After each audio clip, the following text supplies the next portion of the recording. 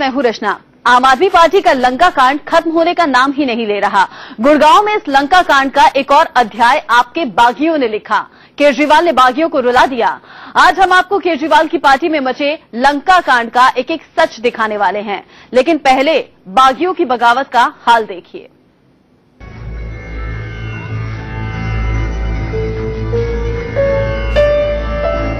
जिस पार्टी को अपनी मेहनत से सींचा, अपने खून पसीने से खड़ा किया, जब वही पार्टी हाशिए पर धकेल दे तो दिल का दर्द कुछ इसी तरह आंखों से छलक आता है।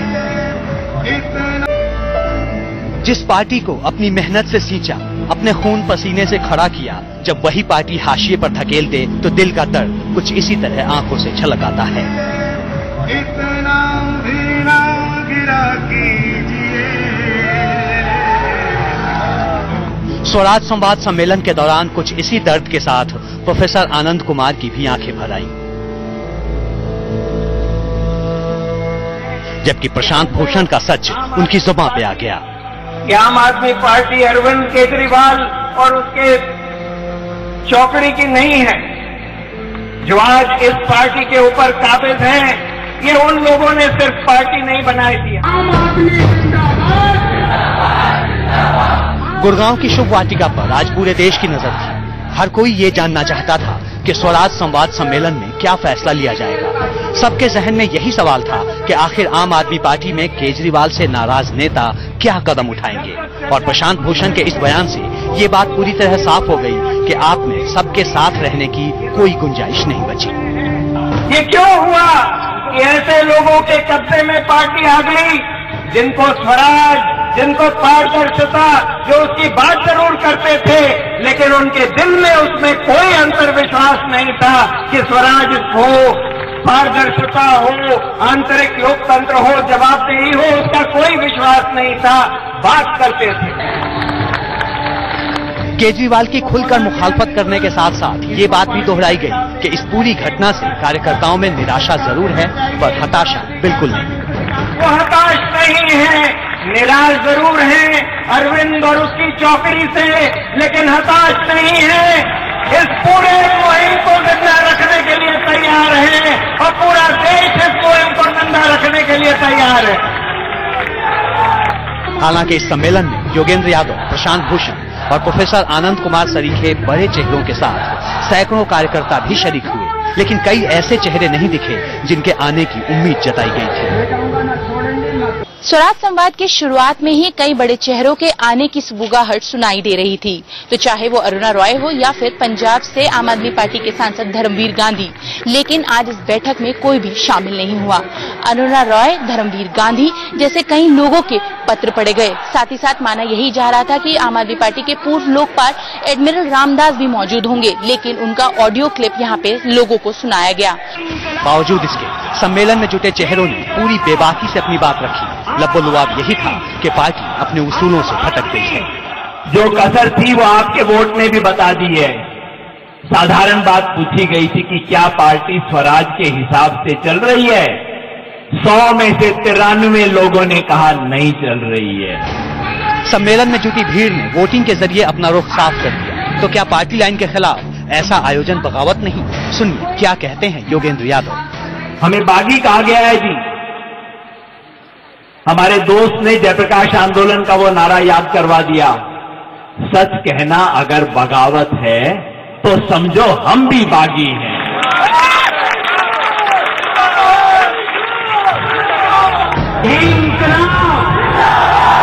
ऐलान बगावत का है और नारा स्वराज का। उधर पार्टी नेतृत्व ने भी पहले ही साफ कर दिया है कि पार्टी लाइन के खिलाफ जाकर ऐसा सम्मेलन करने वाले और उसमें शामिल होने वालों के खिलाफ कार्रवाई तय है। कोई भी एमएलए या कोई और पार्टी के चुने हुए प्रतिनिधि अगर शामिल होते हैं तो निश्चित रूप से उस पर हम लोग बैठेंगे। जब राष्ट्रीय नेतृत्व इस आज की पूरी घटनाक्रम पे बातचीत करने के लिए बैठेगा तो हम लोग उस पर फैसला करेंगे। स्वराज संवाद के जरिए अरविंद विरोधी ग्रुप ने आम आदमी पार्टी को आईना दिखा दिया। भले ही नई पार्टी बनाने का ऐलान न किया हो, लेकिन बगावत की संदेश साफ दे दिया। संदेश ये है कि भले ही हम आपसे पार्टी ना छीन पाए, लेकिन आदर्श और सिद्धांत जरूर छीन लेंगे। इंकलाब इंकलाब। गुड़गांव से शिवानी त्यागी के साथ आशीष सिन्हा, इंडिया न्यूज। आज आम आदमी पार्टी की पीएसी की बैठक है। माना यह जा रहा है कि पार्टी योगेंद्र यादव और प्रशांत भूषण पर कार्रवाई कर सकती है। बहरहाल केजरीवाल की पार्टी में जो कुछ हुआ वो नया नहीं है, इसकी कहानी बहुत पुरानी है। हम आपको दो हिस्से में आम आदमी पार्टी के दो फाड़ की कहानी सिलसिलेवार तरीके से अब दिखाते हैं। पहले देखिए कि कैसे दिल्ली विधानसभा चुनाव के बाद से अब तक केजरीवाल और योगेंद्र यादव, प्रशांत भूषण में दूरियां बढ़ी। सारा कुछ मर्यादाओं के अंदर चलता है। एक मर्यादा है, एक सीमा है। मर्यादाएं जब पार हो जाती हैं तो फिर तकलीफ होती है। केजरीवाल ने आखिरकार खुद ही मान लिया कि पार्टी में बगावत उन्हें बर्दाश्त नहीं, लेकिन प्रशांत भूषण और योगेंद्र यादव के खिलाफ ये गुस्सा एक दिन का नहीं था, बल्कि दिल्ली विधानसभा चुनाव के बाद से ही अरविंद केजरीवाल इनके खिलाफ उबल रहे थे।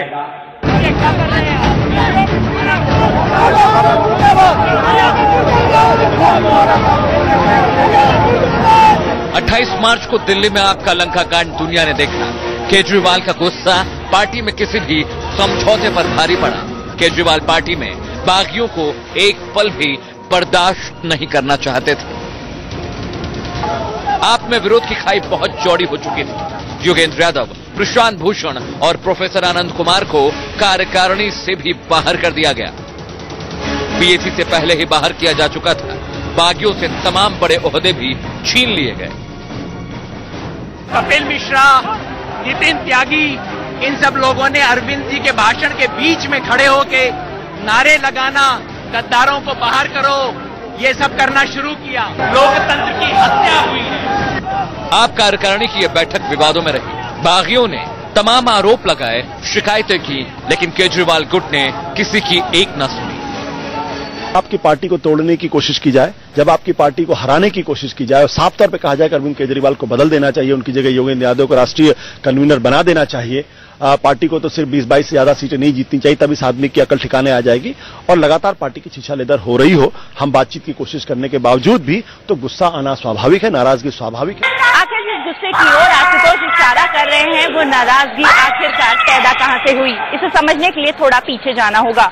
अरविंद केजरीवाल के गुस्से को सिलसिलेवार तरीके से समझिए। पहली वजह, केजरीवाल का पहला स्टिंग। हाँ, हम तो तैयार हैं, लेकिन वो लोग नहीं मान रहे हैं। मतलब वो ये लोग टच में है, मनीष वगैरह। मैं बताऊं आपको, अब आप तो इसको 6 को अलग करवाने का ही शुरू करवाओ कि 6 लोग अलग करके अपनी पार्टी बना के और हमें इस बाहर से समर्थन कर दें। आम आदमी पार्टी के पूर्व विधायक रहे राजेश गर्ग की केजरीवाल के साथ हुई बातचीत का एक स्ट्रिंग बगावत की आवाज के बीच सामने आया। इसमें केजरीवाल कांग्रेस के विधायकों को खरीदने की बात कह रहे थे। केजरीवाल गुट ने इस स्ट्रिंग पर सवाल उठाए थे।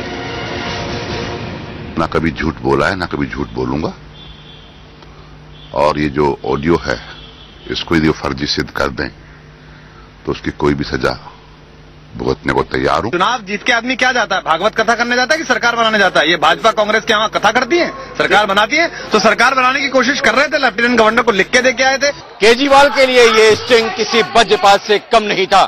केजरीवाल को लगा कि पार्टी का एक धड़ा उन्हें बदनाम करने की कोशिश कर रहा है।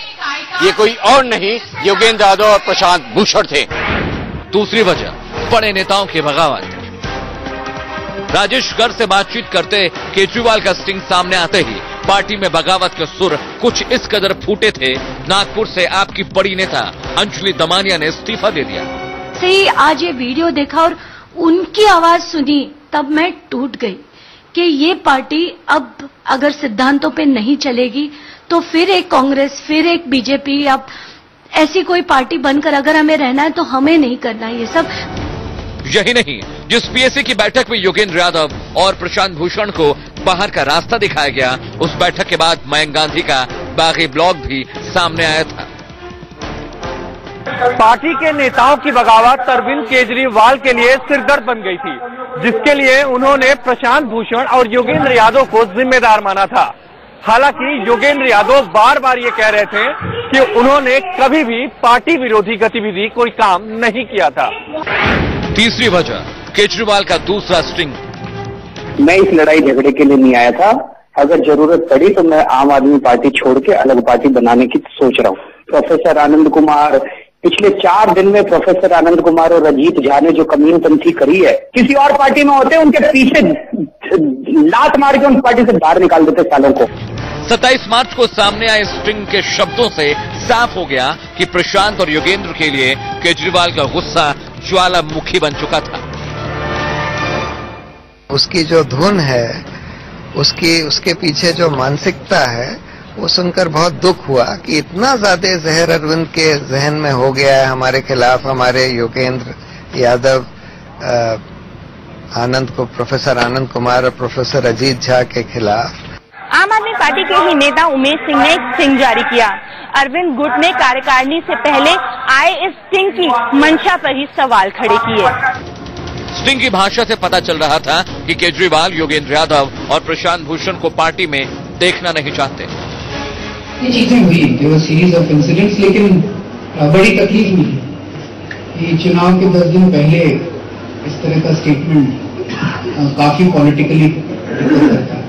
आखिरकार वही हुआ जो अरविंद केजरीवाल चाहते थे। आम आदमी पार्टी ने प्रशांत भूषण और योगेंद्र यादव को किनारे लगा दिया। इससे साफ तौर पर जाहिर होता है कि अरविंद केजरीवाल की नाराजगी पार्टी पे कितनी भारी पड़ी। अपने सहयोगी शिवानी त्यागी, आशीष सिन्हा के साथ अजीत श्रीवास्तव, इंडिया न्यूज, गुड़गांव। आम आदमी पार्टी में घमासान मचा है, लेकिन इस गृह युद्ध की शुरुआत आखिर हुई कब, किस बात पर यह मनमुटाव हुआ, दिखाएंगे आपको एक। आम आदमी पार्टी का घमासान लगातार बढ़ रहा है, मनमुटाव दिन पर दिन बढ़ रहा है, लेकिन आप में लगी आग ये 1.5 साल पुरानी है। केजरीवाल बनाम योगेंद्र यादव और प्रशांत भूषण के बीच की जंग दिसंबर 2013 में शुरू हुई थी, जब आपने दिल्ली की 70 में से 28 सीटें जीत ली थी।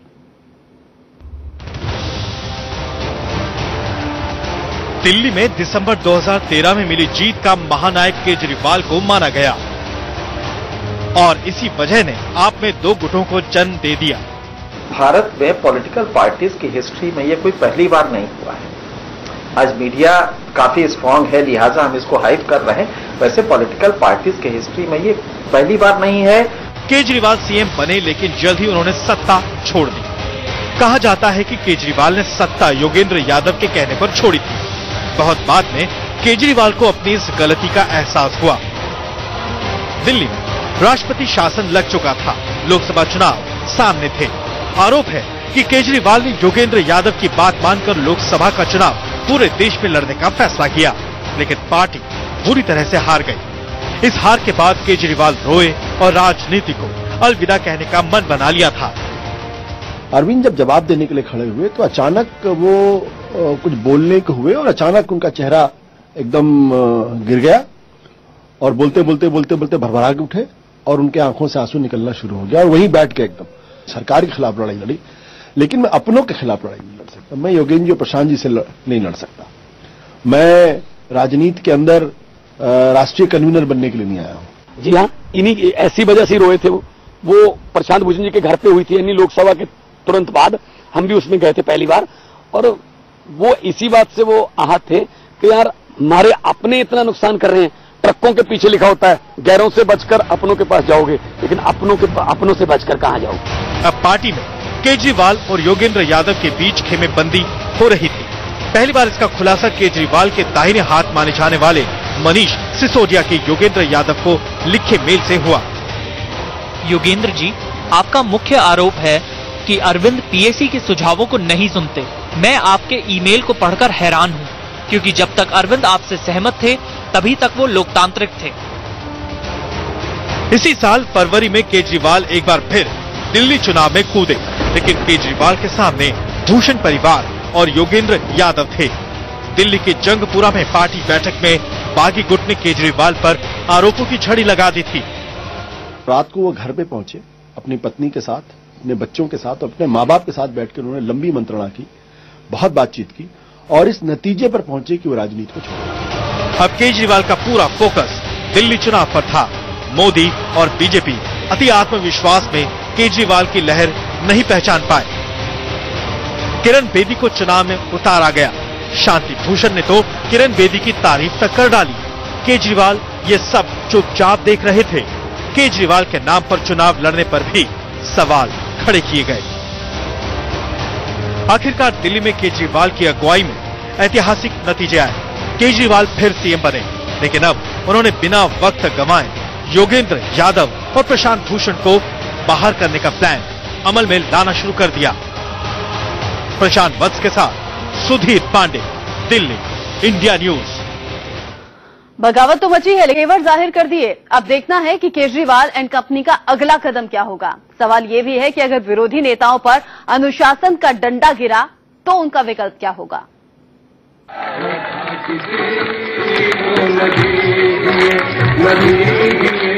पार्टी नेतृत्व की चेतावनी के बावजूद असंतुष्ट नेता न सिर्फ एक जगह जमा हुए बल्कि बगावत की आवाज भी बुलंद कर दी। सवाल है कि इस बगावत का भविष्य क्या होगा। सबसे महत्वपूर्ण मसला यही था कि पार्टी अभी ये मंच किसी भी तरीके की पार्टी की स्थापना करने नहीं जा रहा, लेकिन इसकी नींव डालने की कोशिश जरूर करेगा। दिल्ली के बाद देश का भविष्य तय करने की बात करने वाली आम आदमी पार्टी आज खुद